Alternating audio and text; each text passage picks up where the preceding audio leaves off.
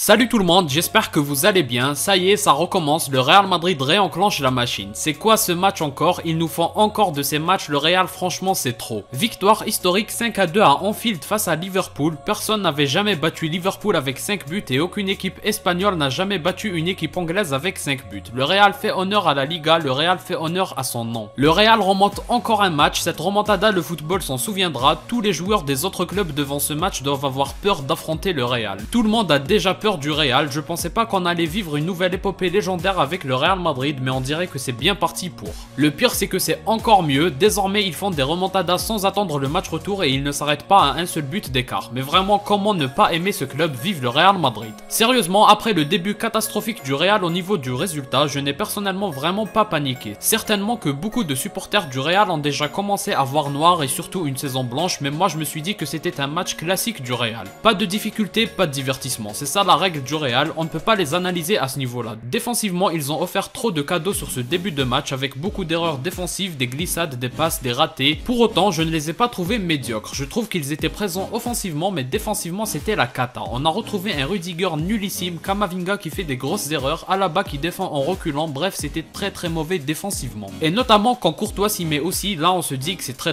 grave. C'est le pire qui puisse arriver, mais comme toujours, le Real ne connaît pas la pression. Défaite 1-0, 2-0, ça continue de jouer comme si de rien n'était. Et résultat, ça paye, le fait d'être imperméable comme ça à la pression, ça aide énormément. Et il n'y a que le Real Madrid pour ça. Le PSG a vraiment créé un monstre blanc qui s'appelle le Real Madrid. Depuis cette remontada, cette équipe ne vit plus les matchs pareils. Cette sérénité est vraiment bluffante, mais bien sûr le mental ne fait pas tout. Le talent doit répondre présent aussi, et pour ça, mesdames et messieurs, monsieur Vinicius, le meilleur joueur du monde, vous a encore servi. Son premier but, l'enchaînement est vraiment au top du top. Il faut assumer quand le Real est dans le mal d'être enfin dans la surface adverse et oser tirer et choisir l'option individuelle. Résultat, but petit filet. C'est vraiment remarquable de la part de Vinicius. Et ensuite, le Real continue de pousser. Certes, le Real concède encore et a eu un sauvetage sur la ligne, mais ça continue de pousser et ça ne s'arrête pas offensivement. Je me souviens notamment d'un tir raté de Valverde à l'entrée de la surface ou même un sauvetage de Anderson. Et finalement, avant le retour au vestiaire, il y a la boulette d'Alisson comme pour dire à Courtois, mon frère, on est ensemble. Et c'est comme ça que le Real Madrid a réussi à terminer la première mi-temps sur le score de 2-2. Ça peut paraître miraculeux pour certains, mais personnellement je ne trouve pas. Je trouve que c'est plutôt équilibré et c'est la capacité du Real à être fort dans ses temps forts et limiter les dégâts en ayant de la réussite bien sûr dans les temps faibles. Cette équipe sait maximiser ce qu'elle peut avoir et c'est ça sa plus grande source de force. Au retour des vestiaires, c'est l'inverse qui se produit. C'est le Real qui marque très rapidement et qui enchaîne quelques dizaines de minutes plus tard. C'est le scénario totalement inverse pour Liverpool de la première mi-temps, sauf que Liverpool n'a pas le mental pour revenir. Surtout que ça part d'une victoire 2-0 à la base, ils ont complètement lâché les Reds jusqu'à ce que Klopp change quelques joueurs. Et on a aussi vu sur la fin de match que le Real a accepté de laisser le ballon et laisser le chrono tourner. Pour autant, un éclair de Modric permet au Real d'alourdir le score pour prendre 3 buts d'avance. Cette remontée de Modric est juste magique. Avant qu'il y ait le but, j'ai directement repensé à la même action face au PSG. De la même façon, il trouve Vinicius et c'est Benzema qui termine merveilleusement dans le plus grand des calmes. C'est franchement impressionnant de la part de Benzema. Quel kiff ce match, on a vraiment tous adoré.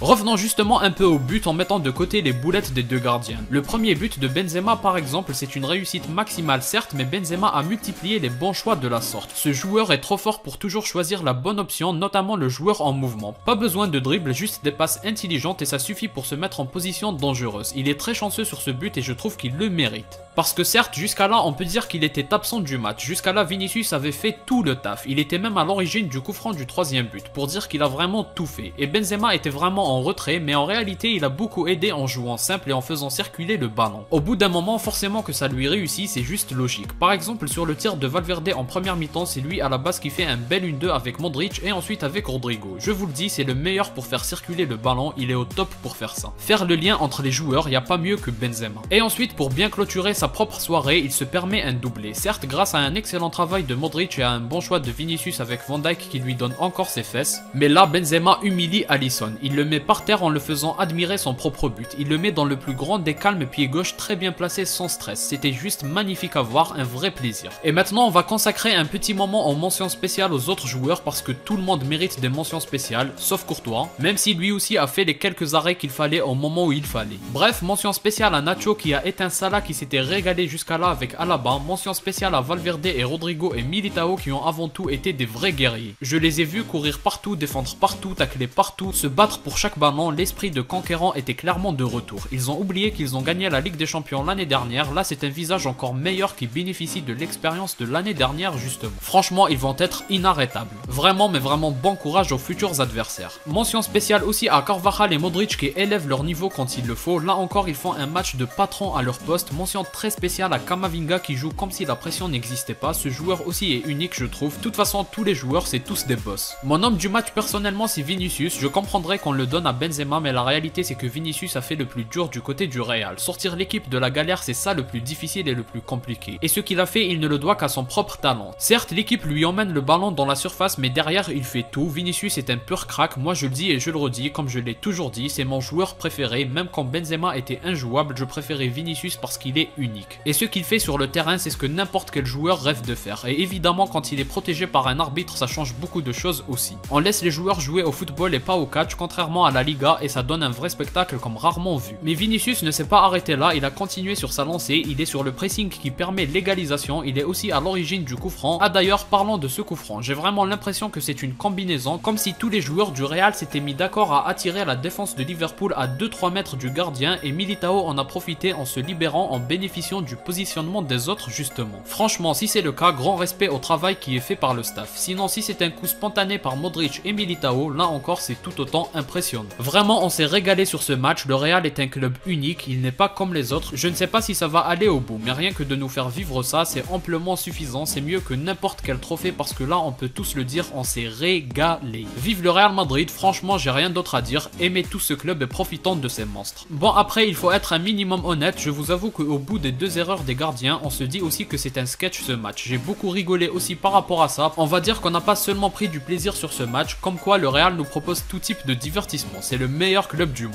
En tout cas, j'espère que vous avez aimé ce débrief. On part un peu dans tous les sens, mais c'est pas grave, c'est à l'image des matchs du Real. Laissez un like, un commentaire, un partage et un abonnement pour me soutenir. Moi, je vous dis à la prochaine, portez-vous bien.